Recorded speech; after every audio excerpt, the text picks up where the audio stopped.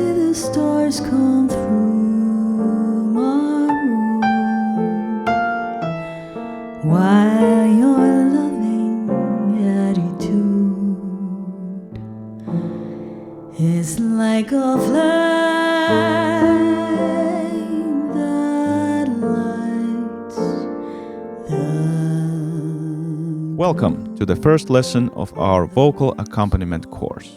Some things that might bring a feeling of safety is first and foremost maybe clear and steady rhythm, a tempo that they can clearly hear and feel. Now, let's try a version where I play very simple. I'm going to be using a thing called 3-note voicings, which we are going to be covering more thorough in the second part of this course, where we are talking about voicings from simple to advanced. But here we go.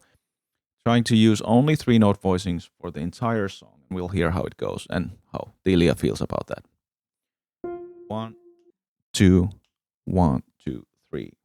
Fly me to the moon and let me play among the stars. Let me see what spring is like on Jupiter and Mars. In other words, hold my hand. In other words, darling, kiss me. And so on. How did it feel? It felt good.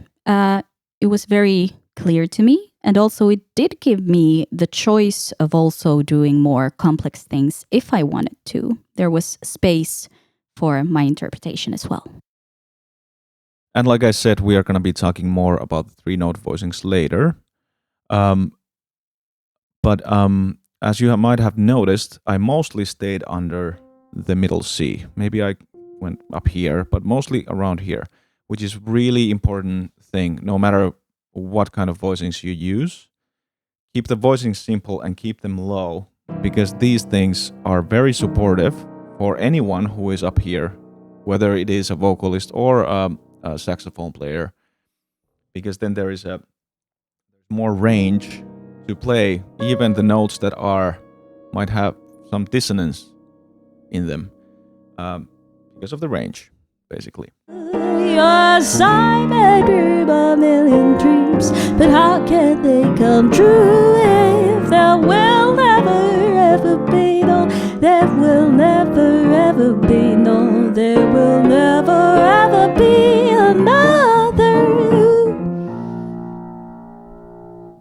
I would like to start with just playing the roots, or maybe the root and the 5 of each chord, just with the bass note. Like if you remember from the previous parts, we talked how sometimes it's really cool for vocalists to just sing over a bass line. So this is what we do now. But when we talk about the rhythm, I'm gonna be playing just the beats 1 and 3. So we play in 2, they say. So 2 beats, 2 notes per bar. And I'm just gonna be playing the root and the 5 of each chord, with maybe some additional grace notes here and there. But let's try a version like that and see how that sounds. 1, 2, 1, 2. There will be many other nights like this, and I'll be standing here with someone new. There will be other songs to sing, another fall, another spring, but there will never be another you. Now let's add some chords to this bass line. Still bass playing, somewhat simple, just on the beats 1 and 3 or so. And I'm gonna be adding a chord to the right hand. I have 2 different rhythms that are notated for you guys there. 1, 2, 3, 4. This is the first one. And the second one.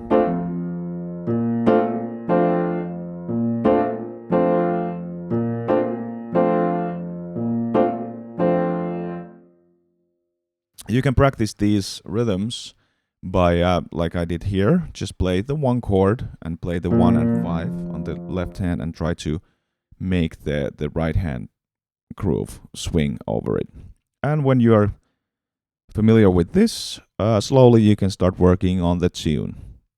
Here's an example of this tune. I'm going to be playing the first rhythm throughout the first half of There Will Never Be Another You, and then I'm going to be adding the second one every now and then into it, so we kind of mix them together. 1, 2, and 1, 2, 3. There will be many other nights like this, and I'll be standing here with someone new. There will be other songs to sing, another fall, another spring, but there will never be another you. And switch. There will be other lips that I may kiss, but they won't thrill me like yours used to do. So let's try the bass line out.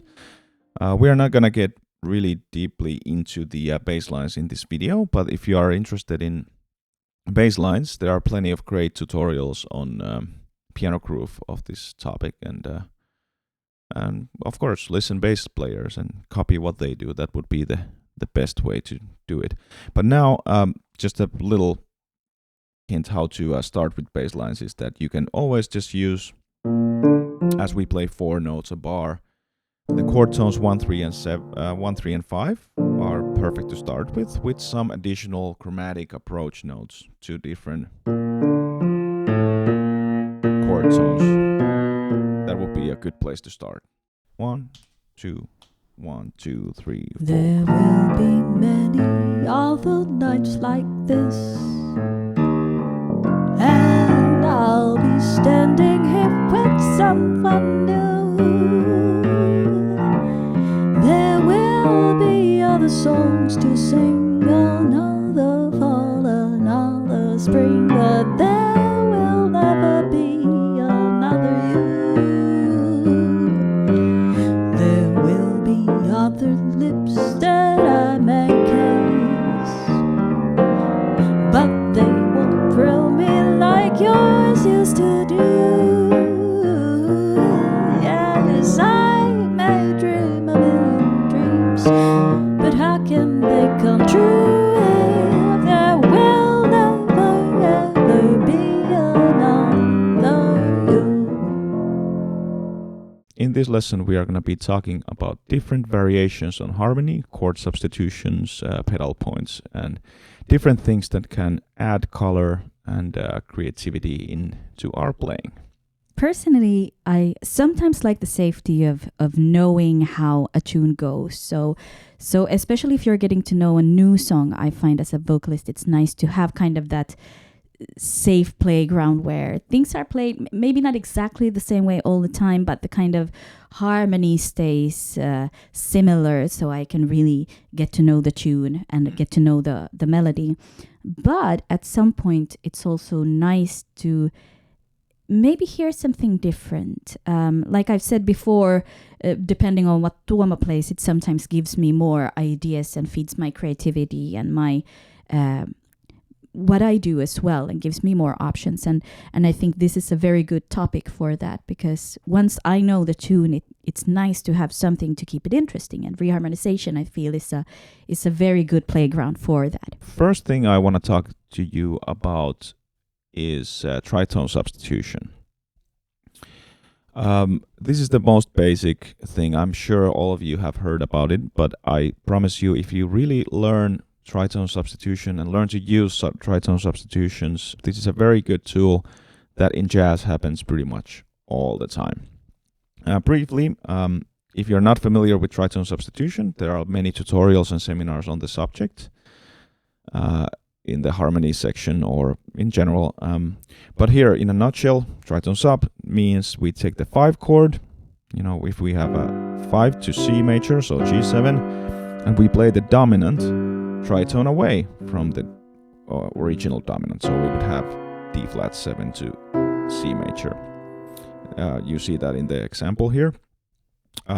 Here also, for example, this was the 2-5 to C, but now, for example, 2-5 to F, C7 would be the dominant chord, the 5, and we find the tritone away, the dominant, so G flat 7 resolving to F. And this really gives nice voice leading in the bass note as well. And it's just a great way to change the harmony a little bit. Let's play through the tune a little quicker so we get through it faster. But I'm trying to use as many tritone substitutions I can. In a sentimental mood,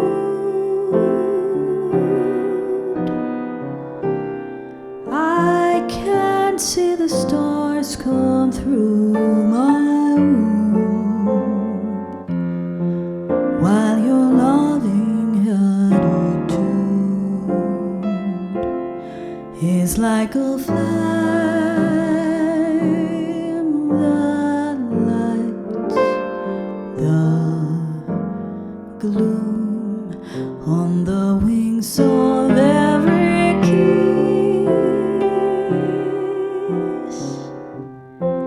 Drifts a melody so strange and sweet, in this sentimental bliss, you make my paradise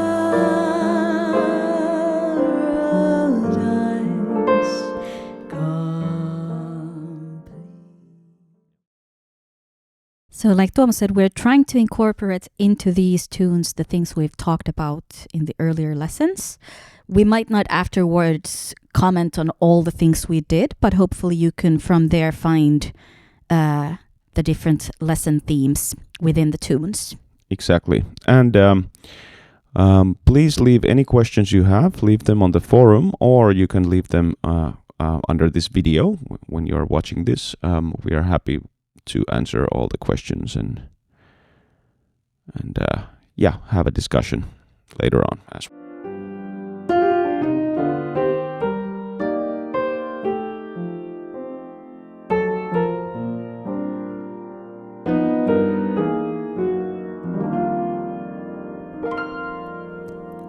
Look at me, I'm as helpless as a kitten up a tree, and it feels like I'm clinging to a cloud. I can't understand, I get misty just holding your hand.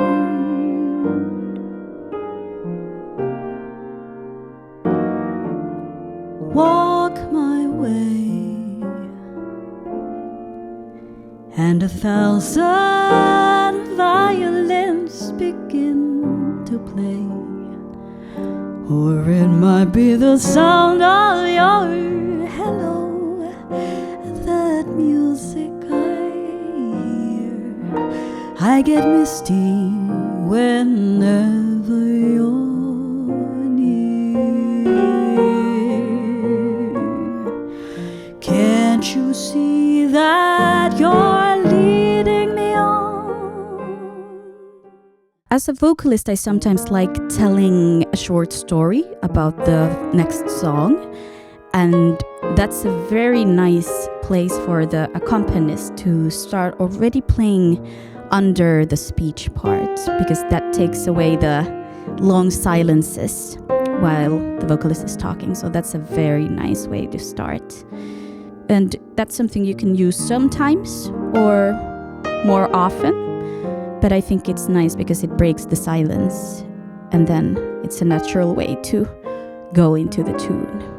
And if you do this, don't be too concerned what to play. Like here I, for example, just played 1-6-2-5, which we're going to be talking in a moment. But just as long as you kind of create some sort of soundscape behind the vocalist. Nothing too fancy, nothing too special that it doesn't draw the attention from the vocalist as well.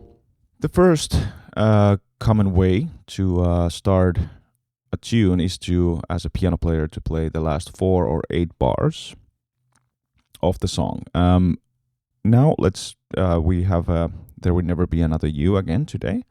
So let's see, the last 8 bars, for example, would be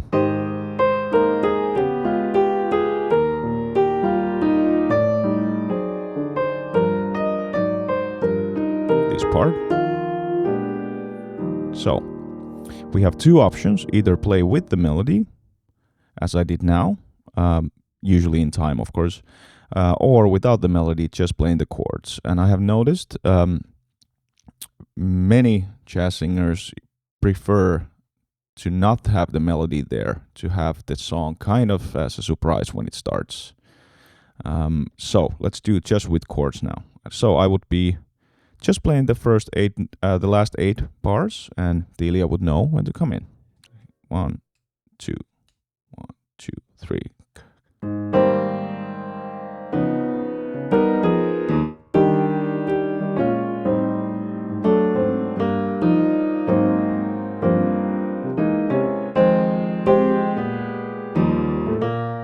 There will be many other nights like this. And so on. Yeah.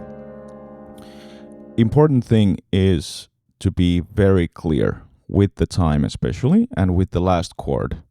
We want to have the last chord really show like, okay, here we go. And I hope that was clear. It was very clear. Yeah. And we can do it with the last 4 bars as well, of course. A little shorter one would sound like this.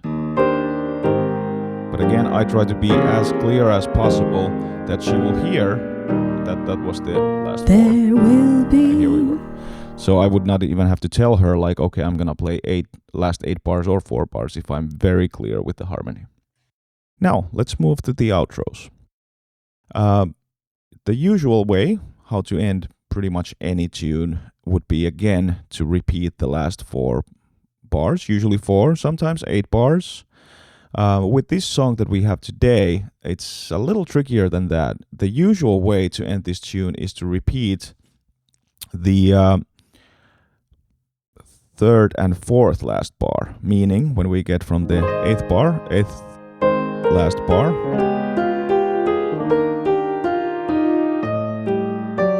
we will repeat the next 2 bars. Again. And one more time, usually.